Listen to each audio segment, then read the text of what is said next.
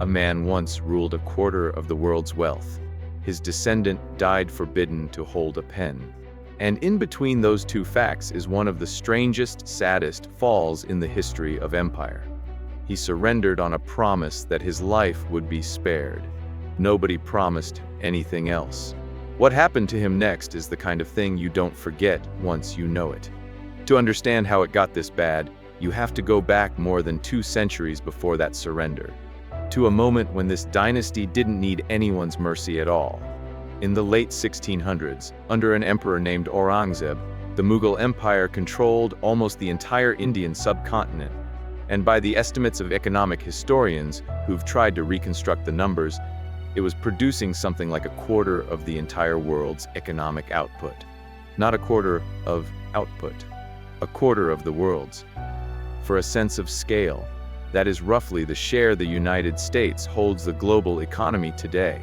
This was a state whose treasury, by some estimates, pulling in more than £100 million a year in revenue, an almost unthinkable figure for the period. Its capital was one of the largest cities on earth. Its artisans produced textiles that were shipped and worn across 3 continents. This was not a regional power. This was, for a moment, arguably the most important economy on the planet. Its capital, Delhi, is said to have been home to something like 2 million people at its height in the mid-1700s. Larger, by some accounts, than London or Paris at the same moment in history. Picture that for a second. A city on the other side of the world, outsized by the great capitals of Europe, built on trade networks that stretched from Central Asia to the Indian Ocean. And it fell apart. Not all at once. Slowly, and then all at once, the way these things usually go. The rot, according to most historians, started with Aurangzeb himself, even while he was still expanding the empire to its largest borders. He imposed a stricter version of Islamic law than his predecessors had, reinstated a tax on non-Muslims that earlier emperors had abolished, and in doing so, chipped away at the religious tolerance that had helped hold this enormous, diverse empire together. The backlash was not small. The Marathas rose up under Shivaji. The Rajputs rebelled. The Sikhs and the Jats rose too. These weren't brief uprisings. They were long, grinding insurgencies that bled the treasury and exhausted the army for decades. And when Aurangzeb finally died in 1707, there was no one left who could hold the whole structure together. What followed was chaos. 4 emperors in 12 years. Puppet rulers propped up and discarded by court factions. Provincial governors quietly declaring themselves independent while still pretending to bow to Delhi. And into that chaos walked the man who would deliver the empire's first true humiliation. His name was Nadir Shah, and in 1739 he marched a Persian army into northern India, crushed the Mughal forces, and entered Delhi. What happened next, by most historical accounts, began as an uneasy occupation and turned, after a clash between his soldiers and local crowds, into something far worse. Historians estimate that in the span of a single day, something like 20,000 to 30,000 people in Delhi were killed. The exact number can't be pinned down. The bodies were buried in mass graves without anyone keeping count. When Nadir Shah finally left, he took the peacock throne with him, along with what would become known as the Koh-i-Noor diamond, and by some accounts, hundreds of millions of rupees in gold and jewels. The Mughal emperor was left on what was, by comparison, an empty stage. The empire never recovered its footing after that. And this is where the second and far more consequential force enters the story. Not an army. The British East India Company had started out in 1600 as a group of merchants chartered to trade spices and cloth. Over the following century and a half, it quietly transformed itself into something closer to an occupying government, complete with its own private army. After a battle at Plassey in 1757, the company effectively took control of Bengal, the wealthiest province in India. A few years later, after another battle at Buxar, they forced the Mughal emperor to formally hand over the right to collect taxes across 3 provinces. On paper, the emperor was now employing the company as his revenue collector. In practice, the relationship had flipped entirely. By the early 1800s, Mughal authority didn't extend past the walls of a single fort in Delhi. The emperor couldn't raise an army, couldn't sign a treaty, couldn't leave the city without permission. He was, for all practical purposes, a pensioner living inside his own former palace. But the fiction of his sovereignty was useful to the company, because as long as an emperor technically existed, the company could claim it was acting with his blessing. This is the world that a man named Bahadur Shah Zafar was born into on the 24th of October, 1775, in Delhi. He wasn't supposed to become emperor. His father favored another son, a prince who was better positioned at court. But then, in a moment of fury, that favored prince physically attacked the British resident stationed at the Red Fort. And that was not something the company was willing to overlook, prince or not. He was arrested and exiled, and the path to the throne opened up, almost by accident, for Zafar. When his father died in September 1837, Zafar became emperor at 62 years old. Think of that for a second. He inherited a title that came with almost no real power, at an age when most men of his era were long past their working years. He was, in every meaningful sense, emperor of nothing. But here's what makes him more than a footnote. Zafar was, by nearly every surviving account, a genuinely gifted human being, just not in the ways that would have helped him survive what was coming. He was one of the more accomplished Urdu poets of his century, writing under the pen name Zafar, which happens to mean victory. His court became one of the last great gathering places of Mughal literary culture. The poet Mirza Ghalib, still recited across South Asia to today, was a contemporary at his court. Zafar was also a devout Sufi, a trained calligrapher, and by most descriptions, a gentle and thoughtful man who had no real appetite for politics or war. His court, even stripped of any real political power, became something remarkable in its own right. One of the last great salons of a dying civilization, where poetry mattered more than policy and a good couplet could earn more respect than a military title. It's a strange image if you sit with it. An emperor with no army, no treasury, and no real authority, still managing to preside over one of the richest literary scenes on the subcontinent. For roughly 20 years, he held this strange, hollow position. He wrote poetry. He accepted his pension from the company. He watched with no power to stop it as the British absorbed one Indian kingdom after another. One policy in particular did a lot of damage during those years. A set of rules that let the company annex a princely state if its ruler died without a natural-born heir.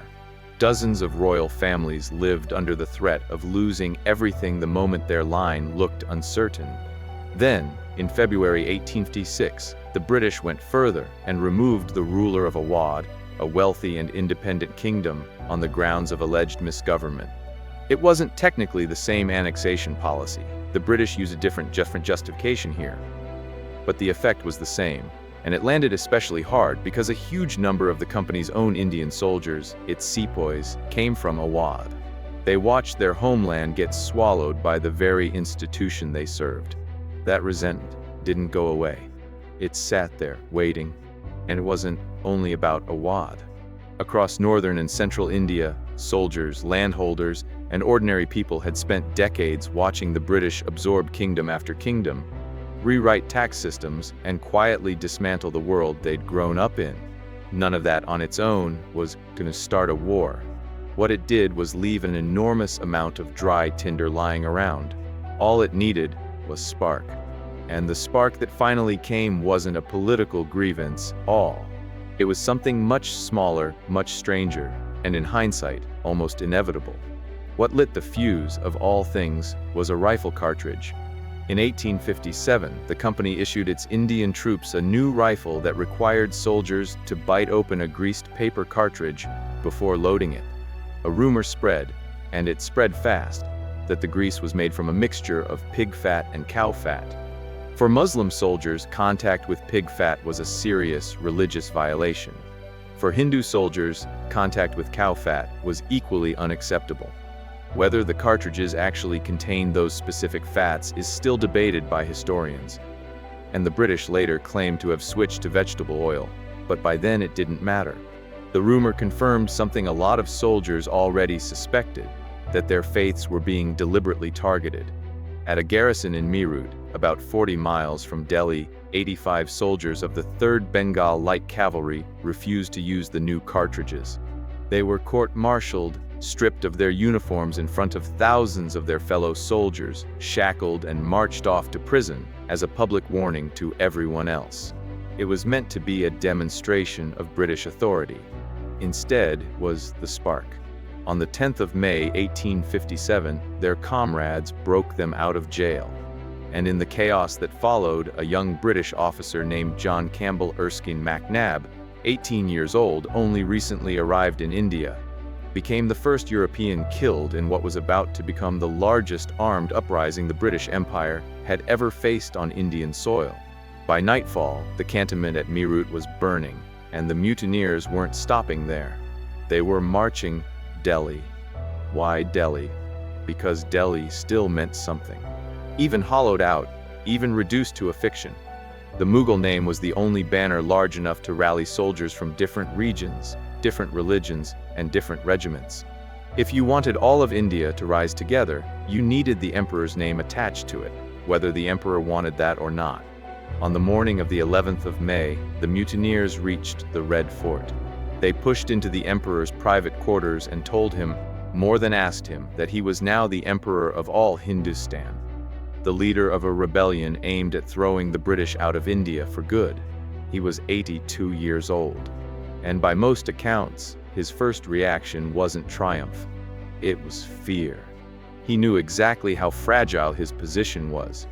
He remembered what had happened the last time a great power turned violent attention toward Delhi. He understood that he had no army of his own, no real authority, nothing but a name. But there were thousands of armed, exhilarated soldiers standing in his palace, and they weren't really giving him a choice. Under pressure from the soldiers, and by some accounts, from his own sons, he agreed to lend his name to the revolt. What followed was 5 months that would decide everything, and it went badly almost from the start, not because the anger driving it wasn't real, but because the rebellion itself was disorganized in almost every way that mattered. Different groups of soldiers answered to different leaders. Zafar had little practical control over any of them. Communication between rebel strongholds in different cities was unreliable at best. Meanwhile, the British regrouped faster than anyone expected, pulling in reinforcements from Punjab, including 6 soldiers who had their own recent grievances against Mughal-aligned forces and were willing to fight on the British side. British troops laid siege to Delhi starting in June. For 3 months, the city was surrounded and bombarded, cut off from the outside world, its supply lines strangled a little tighter every week. Food ran low. Discipline among the rebel commanders broke down. Different factions inside the city started turning on each other even as the walls were being shelled from outside. And by mid-September, British forces breached the city walls and fought their way in, street by street, in fighting that lasted the better part of a week. When it was over, the city that had briefly become the capital of a rebellion against the world's most powerful empire belonged to that empire again. What happened in the days after is where this story stops being about armies and starts being about individual people. What happened after the city fell is where the human cost of this story gets impossible to ignore, and where it's worth slowing down. Because the numbers alone don't tell you what this actually meant for the people living through it. Take the emperor himself. 82 years old, a poet who had never wanted any of this, forced to flee his own palace with his wife, Zeenat Mahal, and his remaining sons, hiding among the tombs of his own ancestors at Humayun's tomb on the outskirts of the city, waiting to be found. He surrendered on the 20th of September 1857 to a British cavalry officer named Major William Hodson, on the understanding that his life would be spared. He handed his weapons. Centuries of imperial authority ended in that single exchange. Then there were his sons. The next day, Hodson rode back to Humayun's tomb to bring in 3 more members of the royal family who were still there. Mirza Mughal, Zafar's 5th son, who was in his late 30s. Mirza Khizr Sultan, another of his sons, and his young grandson, Mirza Abu Bakr. They came out peacefully. They were loaded into a cart under guard, heading toward the city. But somewhere along that route, near a gate that would later become known as Kuni Darwaza, the Bloody Gate, Hodson stopped the procession. According to multiple historical accounts, a large crowd had gathered, and fearing they intended to free the princes, Hodson shot all three of them himself, at close range, without a trial and without orders from his superiors to do so. It shocked people even at the time. Hodson's own reputation among fellow British officers took a hit over it, and there was no real explanation ever given for why it happened the way it did. When Zafar was told what had happened to his sons and grandson, those who were with him described him as too stunned even to react. According to accounts from the time, the crowd that had gathered near the gate that morning didn't riot, didn't surge forward, didn't do anything at all. They just watched, in total silence, as three members of the family that had ruled their world for generations were shot in the street. Sometimes the most telling detail in a massacre isn't the violence itself. It's the silence that follows it. And then there was the city itself. Thousands of people were killed in the days after Delhi fell, soldiers and civilians alike, in reprisals that swept through the old city. Families were expelled. Neighborhoods were leveled. An entire layer of Mughal Delhi's culture, its libraries, its art, its architecture, was looted, burned, or simply erased in the space of a few catastrophic weeks. This wasn't just the defeat of a rebellion. It was, by design, the dismantling of an entire dynasty, down to its physical and cultural roots, so that no one would ever again have anything left to rally around. What was left of the story, for Zafar personally, was a formality dressed up as justice. His trial opened on the 27th of January, 1858, inside the Diwan-i-Khas, the same hall in the Red Fort where Mughal emperors had once received ambassadors and foreign kings. Now it served as a British military courtroom, and the frail old man in front of it could barely understand the language the proceedings were being conducted in. He was charged with aiding the rebellion, waging war against the British government, and inciting violence against Christians. The trial lasted 41 days, ran through dozens of witnesses and roughly 100 documents, and by most contemporary and historical accounts, was never seriously designed to be fair. Officials openly stated at the outset that normal rules of evidence wouldn't apply.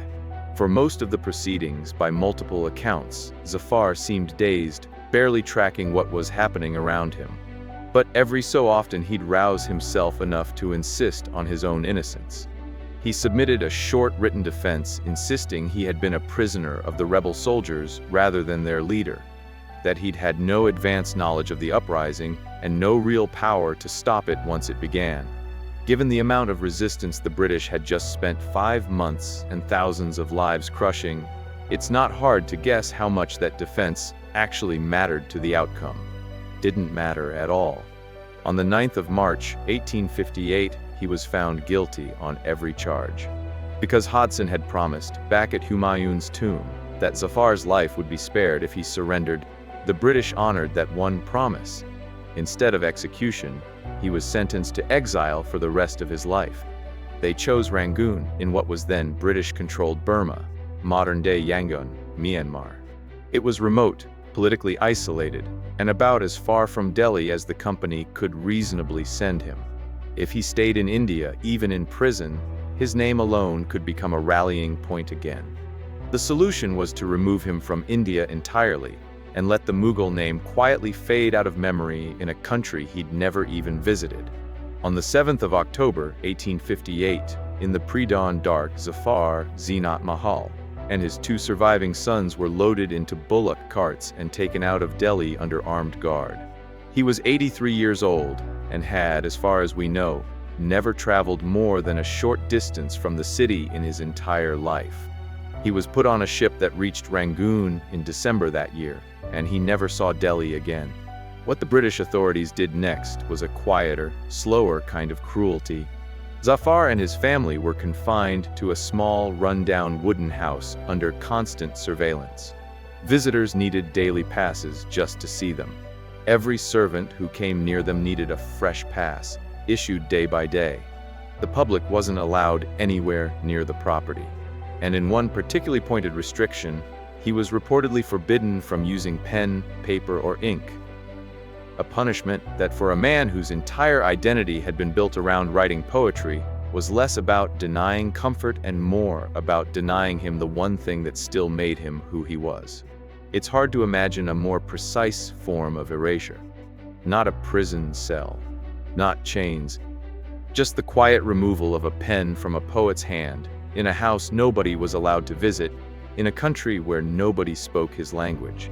He kept writing anyway, according to accounts passed down through his family and later historians, using burnt sticks and pieces of charcoal to scratch verses onto the walls of the room he was confined to.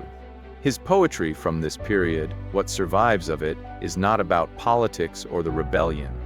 It's about loss and homesickness, about a man who understood, with total clarity, that he would never see the city that made him who he was ever again.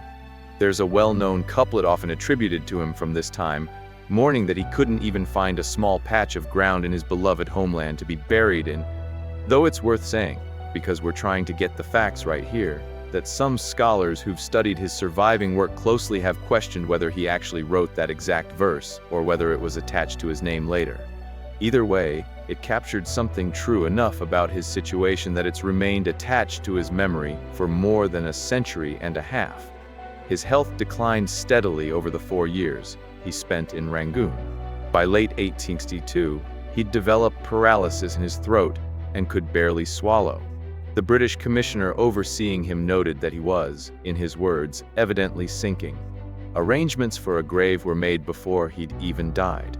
Bahadur Shah Zafar passed away on the 7th of November, 1862, at 87 years old, and was buried that same day in the back of the small enclosure where he'd spent his last years, with only a couple of family members and a servant present.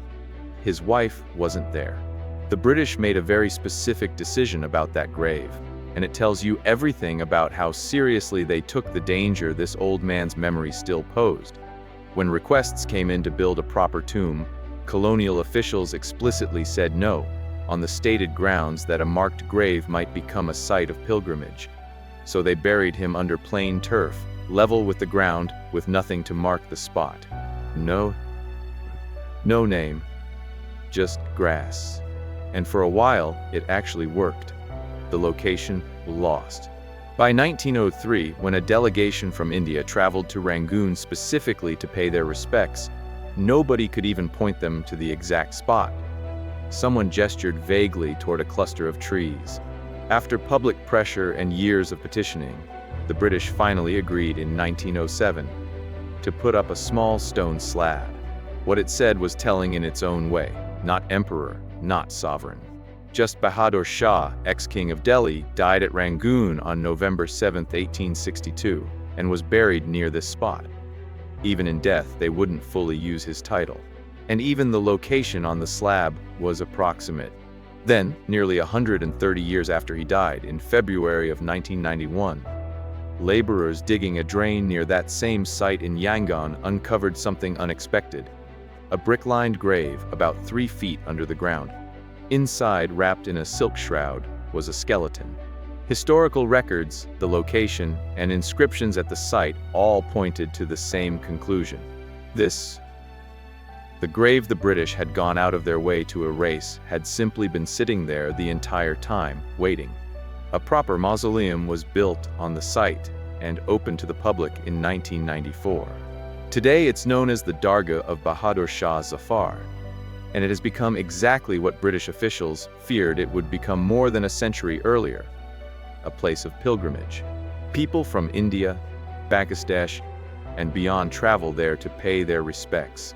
And in Myanmar itself, the site draws visitors across religious lines, many of whom see Zafar less as a failed political leader and more as the Sufi mystic he always considered himself to be. The larger empire he'd nominally led didn't survive him in any form. In 1858, the British government formally dissolved the East India Company and took direct control of India under the Crown. Queen Victoria was declared its sovereign, and in 1876, she took the title Empress of India. The Red Fort, once the seat of an empire that had controlled a quarter of the world's wealth, was converted into a military barracks. Zafar's jeweled ceremonial cap, worn beneath his turban, was taken by British forces and reportedly ended up as part of the royal collection in London, where by most accounts it remains today. A dynasty that had ruled the subcontinent for roughly 300 years, dating back to the 16th century, didn't end with a treaty or a formal ceremony. It ended with an old poet dying of throat paralysis in a rented house on the other side of the Bay of Bengal, and nobody in London particularly needing to notice. So why does this story keep surfacing more than a century and a half later, in a completely different world? Partly because it's an unusually complete case study in what colonial power actually looked like in practice. Not abstract policy, but a specific old man, forced into a role he never wanted, watching his sons killed, tried in a language he couldn't understand, and buried under grass on purpose so the world would forget him. It's rare to find a single life that traces the entire arc of a collapse this large, from the peak of a civilization's wealth and culture, all the way down to an unmarked grave in a country its last emperor had never set foot in before his final year of freedom, and partly because it didn't work. His poetry is still taught in schools across South Asia. It's still recited at gatherings devoted to Urdu verse. His story has become shorthand across India, Pakistan, and Bangladesh for exile, displacement, and the experiencing a homeland through forces entirely outside your control. Themes that, for a region laped by partition, never really stopped being relevant. There's something almost unbearably ironic sitting at the center of all this. He chose the pen name Zafar for himself, decades before any of this happened. It means victory. He never got anything to win. What he got instead was a show trial, an exile to a country he'd never asked to see, and a grave the empire that defeated him tried very deliberately to erase from the map. And yet, here we are, talking about him anyway. If you'd been standing in that palace courtyard on the morning of the 11th of May, 1857, 82 years old, powerless, watching thousands of armed men demand that you lead a war you knew you couldn't win, what would you have done? Let me know what you think in the comments. And if you want more stories like this one, the kind that get lost in the gaps of empire, go ahead and subscribe. It genuinely helps this channel keep telling them.